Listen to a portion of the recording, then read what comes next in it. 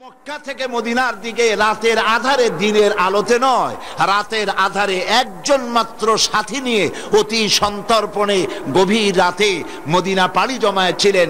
তিনি আজ একা নন, 10,000 সাহাবী তার সাথে, 10 সহস্র সাহাবায়ে কেরামদের নিয়ে মক্কা প্রবেশ করলেন।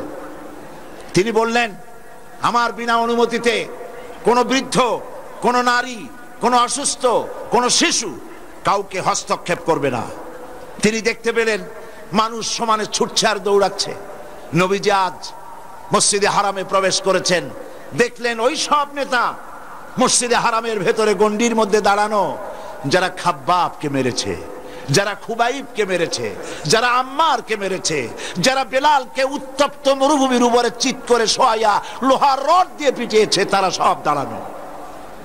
নবীজি তাদেরকে জিজ্ঞেস করলেন, কুরাইশের নেতারা আজকে আমার কাছ থেকে কি ধরনের ব্যবহার আশা করো? ওদের রুহু কি আছে ভেতরে? রুহু এখন গলার কাছে।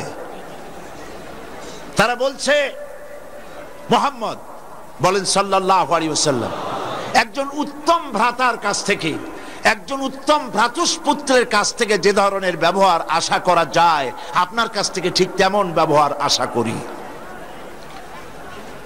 আল্লাহর নবী আজকের পজিশন হচ্ছে তার এই, কোন হুকুমের প্রয়োজন নাই। তিনি যদি চোখের ইশারা করেন, এসব দুর্বৃত্তের মস্তক দেহ থেকে বিচ্ছিন্ন হয়ে মাটিতে গড়াগড়ি করবে, ঠিক কিনা? নবীজি তাদের আবেদনের জবাবে আল্লাহর নবী বললেন, হে কুরাইশের নেতারা, আজ আমি তোমাদের ব্যাপারে সেই কথাই বলবো যেই কথা বলেছিলেন আমার ভাই হযরত ইউসুফ আলাইহিস সালাম মিশরের প্রেসিডেন্ট হওয়ার পর তার যে 11 ভাই সাহায্য নিতে প্রেসিডেন্টের সামনে যখন এলো, হযরত ইউসুফ আলাইহিস সালাম তাদেরকে চিনে ফেলেছেন। 11 ভাই ইউসুফ আলাইহিস সালামকে কুয়ার মধ্যে ফেলে দিয়েছিল। তাদের ধারণা ছিল এটা মরণ কুয়া, ইউসুফকে মেরে ফেলে দিলাম। কিন্তু তারা জানে না এটা মরণ কুয়া নয়, এটা ক্ষমতার শীর্ষে যাওয়ার জন্য একটি সুড়ঙ্গ, একটি টানেল। গুহার এক মুখে ইউসুফ আলাইহিস সালামকে ফেলে দিল 11 ভাই। গুহার অপর মুখ থেকে আল্লাহ পাক ইউসুফ আলাইহিস সালামকে নিয়ে মিশরের সিংহাসনে বসিয়ে দিলেন। তারা যখন চিনতে পারলো ইউসুফ আলাইহিস সালামকে, আমার ভাই ইউসুফ আলাইহিস সালাম তখন এই ভাইদের ব্যাপারে যে কথা বলেছিলেন, আমিও আজ তোমাদের ব্যাপারে সেই কথাই বলবো। আল্লাহর নবী বলেন, আমার ভাই ইউসুফ আলাইহিস সালাম তার ওই 11 ভাইদের সম্পর্কে তাদেরকে শোনালেন, লা তাসরিবা আলাইকুমুল ইয়াউম, তোমাদের বিরুদ্ধে আজকে আমার কোনো ক্ষোভ নাই, বিদ্বেষ নাই, আল্লাহর হস্তে মাফ করে দিলাম। নবীজি বললেন, হে কুরাইশের নেতারা, তোমরা যা করেছো আমি আল্লাহর হস্তে সব মাফ করে দিলাম। আবু সুফিয়ান সবচেয়ে বেশি জ্বালায়ছে। শুধু আবু সুফিয়ানকে মাফ করলাম না, আবু সুফিয়ানের ঘরে যারা আশ্রয় নিবে তাদেরকেও মাফ ঘোষণা করলাম, সাধারণ ক্ষমা ঘোষণা করে দিলাম। নবীজি কাবা শরীফের দিকে অগ্রসর হলেন। কাবা শরীফের চাবি যার কাছে ছিল, এর আগে একবার হুজুর এসেছিলেন ওমরা করতে দেওয়া হয় নাই, কাবা শরীফে প্রবেশ করতে দেওয়া হয়নি। আজকে সেই চাবির রক্ষক এসে বলছে, মুহাম্মদ সাল্লাল্লাহু আলাইহি সাল্লাম বাইতুল্লাহর ভিতরে ঢুকবেন না, এই নেন চাবি। নবীজি চাবি গ্রহণ করলেন, কাবা শরীফে প্রবেশ করলেন। এবার দেখেন ক্ষমতা কাকে বলে, পাওয়ার কাকে বলে, রাষ্ট্রীয় ক্ষমতা কাকে বলে। আল্লাহর নবী বাইতুল্লাহর ভেতরে প্রবেশ করে হাতে একখানা লাঠি ছিল। 360টি মূর্তিগুলির মাথার উপরে লাঠি দিয়ে আঘাত এনে নবীজি বললেন, কুল জাআল হক ওয়া যাহাকাল বাতিল ইন্নাল বাতিলা কানা যাহুকা। বলো, সত্য সমাগত, মিথ্যা হোক অপসৃত। সমস্ত মূর্তিগুলিকে ঘর থেকে বের করে আছাড় মেরে ভেঙে চুরমার করে দেওয়া হলো। এর নাম পাওয়ার। এর নাম কি? পাওয়ার। নবীজি বেরোলেন, ঘরের থেকে বেরিয়ে সেই চাবি রক্ষকের হাতে চাবিটা দিলেন, এই নাও চাবি, কোন জালিম ছাড়া তোমার কাছ থেকে এই চাবি কেউ গ্রহণ করবে না। নবীজির এই ব্যবহার দেখে লোকটি বলল, ভাবছিলাম আপনি বাদশা হয়ে গেছেন, কিন্তু এখন দেখছি আপনি শুধু বাদশা নন, আপনি তো অবশ্যই আল্লাহর নবী, এতে আমার কোনো সন্দেহ নাই। আমিও তার হাতে দিলেন, বললেন কোন জালিম ছাড়া এই চাবি তোমার কাছ থেকে আর কেউ নিবে না। ওই চাবি আজও পর্যন্ত সেই লোকের বংশধর যারা, তাদের হাতেই থাকে। বাদশা ফাহাদ ওই চাবি নেয় না, কারণ নবীজি বলেছেন জালিম ছাড়া এই চাবি কেউ নেবে না। কেই চাবি নেবে আর জালিম হবে? নবী করিম সাল্লাল্লাহু আলাইহি ওয়াসাল্লাম ক্ষমতায় এলেন, আইন করে করে মদ বন্ধ করেছেন, জেনা বন্ধ করেছেন, সব বন্ধ করে দিয়েছেন আইন করে। সুতরাং আল্লাহ পাক বলছেন তা'মুরুনা বিল মারুফ, ভালো কাজের আদেশ দাও। আর আদেশ করতে হলে ক্ষমতায় যেতে হবে, পাওয়ার নিতে হবে। অনেকে বলে মোল্লার দৌড় মসজিদ পর্যন্ত। আপনারাও কি তাই বলেন নাকি? মোল্লার দৌড় মসজিদ পর্যন্ত নয়, মোল্লার দৌড় তো শুধু মসজিদ নয়, মোল্লার দৌড় রাষ্ট্র যেখান থেকে পরিচালনা হয় সেই রাষ্ট্রীয় যন্ত্রকে হাতের মুঠায় নেওয়া পর্যন্ত মোল্লার দৌড় চলবে। কবি আফসোস করে বলেছেন, মোল্লা কো জো মিলা হ্যায় মসজিদ মে সেজদে কি ইজাজত, নালায়েক সমঝতে হ্যায় এহি ইসলাম কি আজাদ। কোন মৌলভী সাহেবের যদি মসজিদ ইমামতি মিলে যায়, তাহলে তিনি মনে করেন এটাই বুঝি ইসলামের স্বাধীনতা হলো। না, ইসলামের স্বাধীনতা এতটুকুনে হয় না। ইসলামের স্বাধীনতা হয় যখন আলিম যারা কোরআনের ইলম রাখেন, হাদিস ইলম জানেন, যাদের কাছে জ্ঞান আছে, ওহির জ্ঞান যাদের কাছে আছে, রাষ্ট্র পরিচালনার দায়িত্ব তাদের হাতেই আসতে হবে। এই কাজটি ভালো কাজের আদেশ, অন্যায় কাজের নিষেধ, এই কাজটি গোটা উম্মতের কাজ। আল্লাহ পাক কোরআনে কারীমের ভিতরে অন্যত্র বলেন, এই কাজটি শুধু উম্মতের নয়, এই কাজটি দলেরও কাজ। ওয়ালতাকুম মিনকুম উম্মাতুন ইয়াদউনা ইলাল খায়র ইয়া'মুরুনা বিল মারুফি ওয়া ইয়ানহাউনা আনিল মুনকার উলাইকা হুমুল মুফলিহুন। তোমাদের মধ্যে এমন একটি দল থাকতেই হবে, তোমাদের মধ্যে এমন একটি দল থাকতেই হবে যেই দলের কাজ হবে ভালো কাজের আদেশ করবে, অন্যায় কাজ দুহাতে প্রতিবন্ধকতার সৃষ্টি করবে, দুই হাতে অন্যায় বন্ধ করে দেবে। এরকমের দল থাকতেই হবে। এই কাজটি উম্মতের কাজ, কাজটি দলের কাজ। সূরা লোকমানের মধ্যে এসে আল্লাহ পাক বলছেন কাজটি হলো ব্যক্তিরও কাজ। সূরা লোকমান, হযরতে লোকমান হাকিম তার ছেলেকে নসিহত করছেন। এই নসিহত আল্লাহর কাছে এত পছন্দ হয়েছে, পিতা তার ছেলেকে উপদেশ দিয়েছেন, উপদেশগুলি আল্লাহর কাছে এত পছন্দ হলো যে লোকমান, হযরতে লোকমানের নসিহত আল্লাহ পাক কোরআন শরীফের ভিতরে কোট করে লোকমানকে চিরন্তন করে দিলেন। সুবহানাল্লাহ ওয়া বিহামদিহি। কি উপদেশ দিলেন তার ছেলেকে? তিনি হযরতে লোকমান তার ছেলেকে ডেকে বললেন, ইয়া বুনাইয়া আকিমিস সালাতা ওয়া আমুর বিল মারুফি ওয়ানহা আনিল মুনকার ওয়াসবির আলা মা আসাবাক ইন্না যালিকা মিন আজমিল উমুর। ইয়া বুনাইয়া, হে আমার কলিজার টুকরা সন্তান, আকিমিস সালাত। ছেলেকে কত আদর করে তিনি ডাকলেন।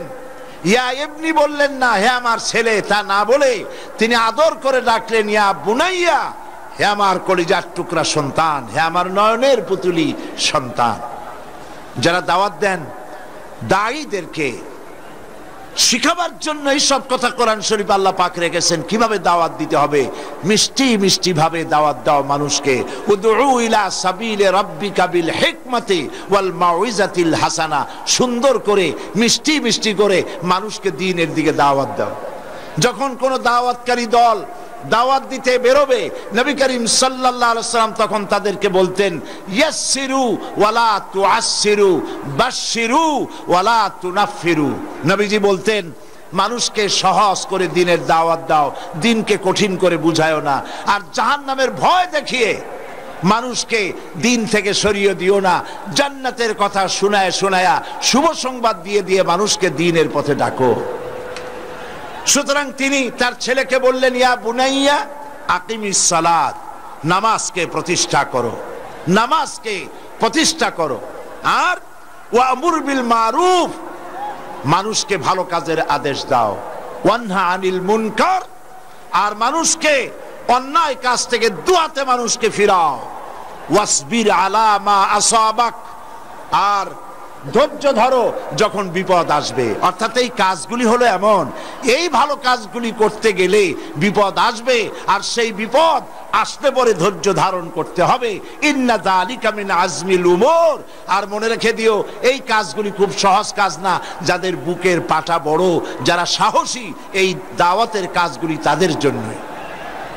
প্রিয় ভাই সব, আল্লাহ পাক বলছেন হযরতে লোকমান, তার কথা আল্লাহ পাক কোরআন শরীফে ভাবে দিলেন যে নামাজকে প্রতিষ্ঠা করো, ভালো কাজের আদেশ দাও, অন্যায় কাজ থেকে মানুষকে ফিরাও। এই টার্গেট ছিল হযরতে লোকমানের, টার্গেট ছিল তরুণ সমাজ, যুবক সমাজ। যুব সমাজ তারা হলো মেইন টার্গেট।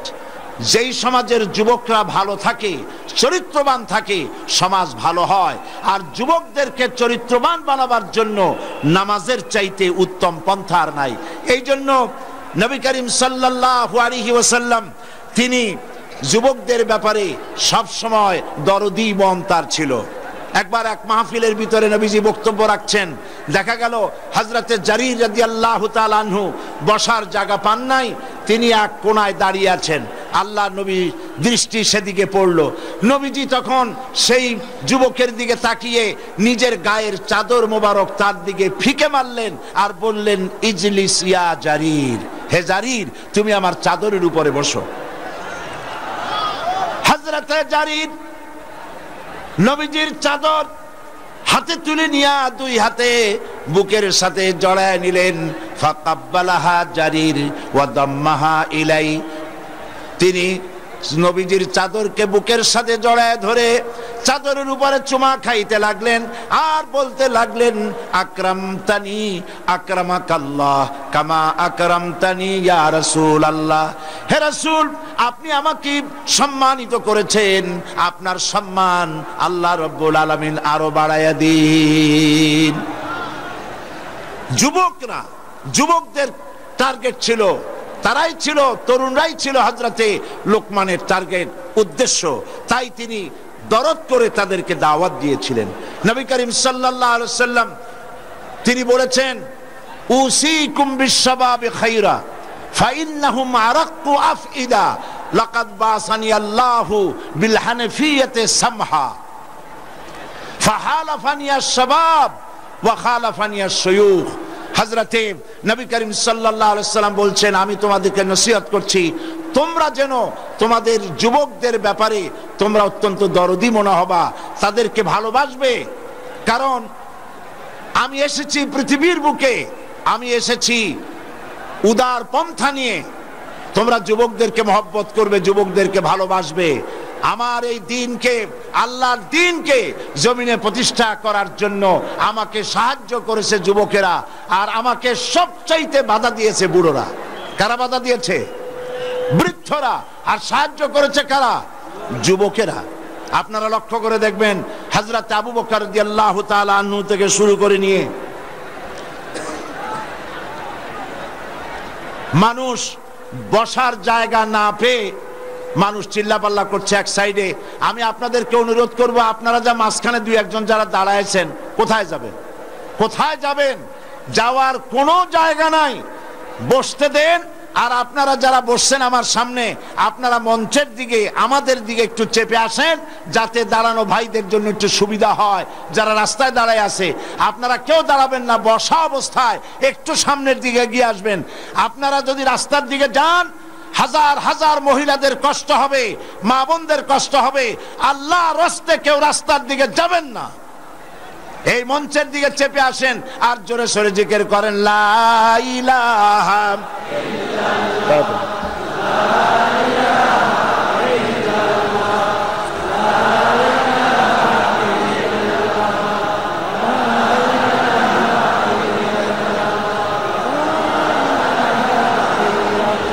লা ইলাহা ইল্লাল্লাহ, লা ইলাহা লা ইলাহা ইল্লাল্লাহ মুহাম্মাদুর রাসূলুল্লাহ।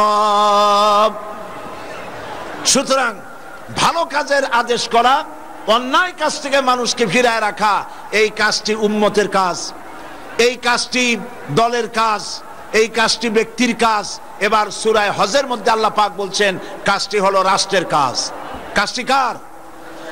রাষ্ট্রের কাজ, রাষ্ট্র যারা পরিচালনা করেন। আল্লাহ রাব্বুল আলামিন বলেন আল্লাযীনা ইম্মাক্কান্নাহুম ফিল আরদ আকামুস সালাতা ওয়া আতাউজ যাকাতা ওয়া আমারু বিল মা'রুফি ওয়া নাহাউ আনিল মুনকার ওয়ালিল্লাহি আকিবাতুল উমুর। আল্লাহ পাক বলছেন আমি যদি, মোমেনরা যদি ক্ষমতায় যায়, দিনদার ইমানদার লোকেরা যদি ক্ষমতায় যায়, তাহলে তারা 4 দফা কাজ করে। বলুন কয় দফা কাজ করে? 4 দফা কাজ, 4খানা কাজ তারা করে। 1 নম্বরে আল্লাযীনা মাক্কান্নাহুম ফিল আরদ আকামুস সালাত, তারা নামাজ প্রতিষ্ঠা করে, তারা যাকাত আদায় করে। নামাজ, নামাজ মুসলমানদের শ্রেষ্ঠ ইবাদত হলো নামাজ। সূরা বাকারার যে আয়াতটি আমি আলোচনা করেছিলাম উদখুলু ফিস সিলমি কাফা, ইসলামের মধ্যে পরিপূর্ণ দাখিল হয়ে যাও। ইসলামের মধ্যে পরিপূর্ণ দাখিল হওয়ারও প্রথম শর্ত হচ্ছে নামাজ। প্রথম শর্ত কি? নামাজ। একজন অমুসলিম যখন ইসলাম কবুল করে তখন তার প্রথম কাজ কি? বলুন সবাই, নামাজ। এই নামাজ হযরত মুসা আলাইহিস সালামের কাছে আল্লাহ রাব্বুল আলামিন প্রথম যে ওহী নাজিল করলেন সে ওহীটাই ছিল নামাজ। ইন্নানি আনাল্লাহ লা ইলাহা ইল্লা আনা ফা'বুদনি ওয়া আকিমিস সালাতা লিযিকরি।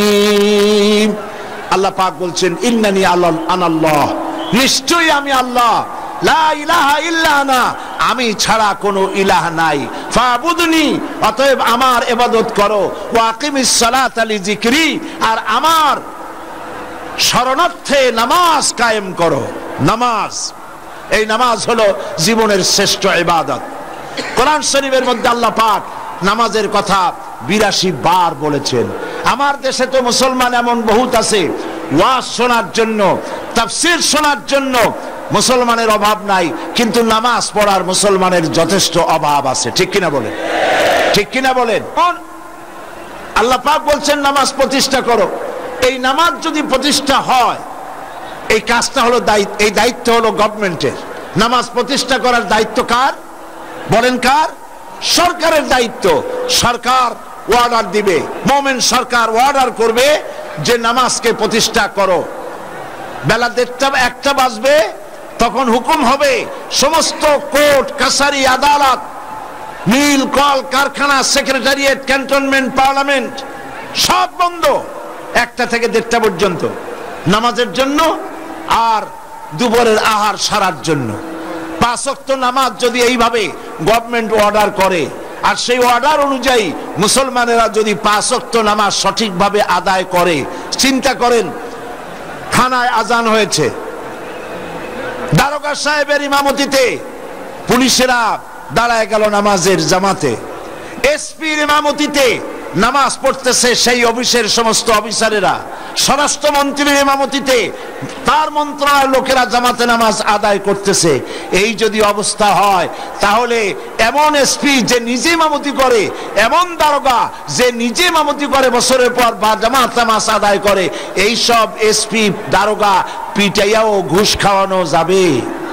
ঘুষ খাবে? আর খাবে না। যেই কলেজ আর বিশ্ববিদ্যালয় আজান হয়, বিশ্ববিদ্যালয়ের ভাইস চ্যান্সেলর ইমামতি করেন, বিভিন্ন ফ্যাকাল্টির ডিন ইমামতি করেন, আর তার পেছনে ছাত্র ছাত্রীরা নামাজ পড়ে। যেই বিশ্ববিদ্যালয়ে এরকম নামাজ আদায় হয় শিক্ষকদের পেছনে, ভাইস চ্যান্সেলরের পেছনে, সেই বিশ্ববিদ্যালয় কি ধর্ষণের সেঞ্চুরি হতে পারে? জোরে বলেন, পারে? পারে না। এই জন্য আল্লাহ রাব্বুল আলামিন নির্দেশ করেছেন, যা ইমানদাররা তারা যদি ক্ষমতায় যায় তাহলে তাদের প্রথম কাজ হবে নামাজকে প্রতিষ্ঠা করা, নামাজ আদায় করা।